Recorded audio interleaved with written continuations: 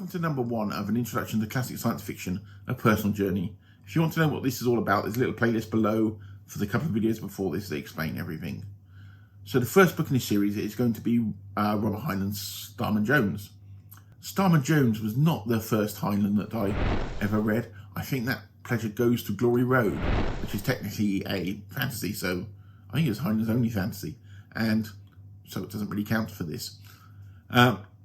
I also read Methuselah's Children, I think The Unpleasant Profession of Jonathan Hogue, and also maybe The Fifth Column as well before this. But this is one book that has really stuck with me. So just a little bit of background on these books. Between 1947 and 57, Heinlein published 12 juvenile novels for the publisher's Scribners. There would have been a 13th, which would have been Starship Troopers. And if you read Starship Troopers, you think, how would that have gone for a sort of audience he was going for?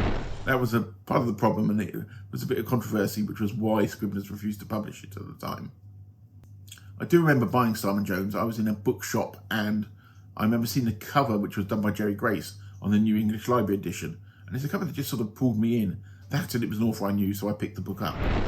If you've never read any Robert Heinlein, I think Starman Jones is quite a good start. Even though it is technically a juvenile novel, to me it encapsulates what Heinlein did at his best. How he put a story together, how he wrote it, and it's not got with some of the baggage of the later books. I have read that people saying that before about 1957-58, Heinlein took science fiction seriously. Then after that, he went almost down the satirical route. All of Robert Heinlein's juvenile novels managed to explore themes that I think some authors aimed at a more adult market would have struggled to put in such a way. The story follows Max Jones, who has an eidetic memory, and his mother remarries and his stepfather becomes abusive, and he leaves and runs to Earthport. And he has with him books of the Astrogators Guild, because his uncle was an astrogator and he'd left the books to Max. Heinlein loved his dystopias. Starman Jones is no different to many of his other ones. In the future, he has people that are poor. Guilds run closed shops of all the major skills. After travelling, Max gets to Earthport.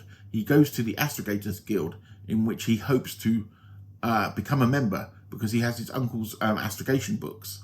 And he presents them to the guild, but they say he's not a legacy member, so they just give him a reward for that, and he goes, and all his disappointments about joining this guild are totally gone. Max still wants to go onto a spaceship, and with the aid of Sam, who we met on the road, they fake their way onto a spaceship.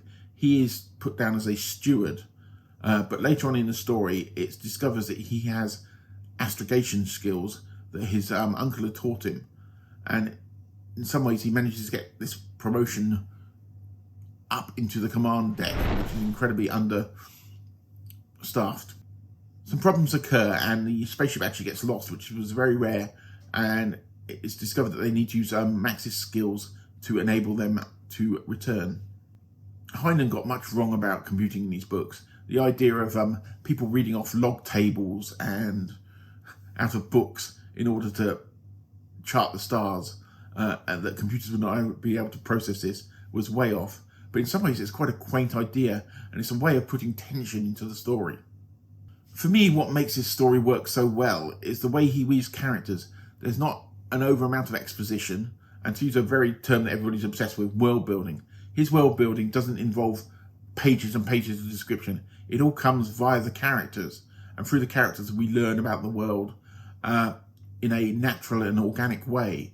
And for me, this is what makes Heinlein's writing. It may not be flowery prose, but that's what makes it work so well. The characters in the book are excellent. We obviously have Max initially, but then we have Sam, who Max meets on the road and then goes on the ship, and we later on find is a ex-Marine. And these characters all feel rounded and full, and that's why we learn so much about the world, and that's why the world building works within the characters. There's also Eldrith, who's a passenger on the ship, who is initially sort of a love interest for Max, but doesn't really work out like that. But she's a interesting character in her own right. Obviously, Heinlein's women characters have never been that strong, but it still works really well. And there's loads of other little side characters, and they all feel real, and they all feel different. You sometimes get writers whose books that they do other characters, and the characters still feel like the same person but with a slightly different voice, if that makes any sense. Heinlein's characters never do. You can see the journey through the story as a bit of a sort of cliche, the way it's Max learning lessons in like a boy's own way, but it's the way these lessons are presented and the way they're learned, and they're not like the straightforward. In places, the story juxtaposes morality along with rules and shows that they don't always mean the same thing. And this happens in some of his later books as well. But the way it's done here is just feels sort of very natural.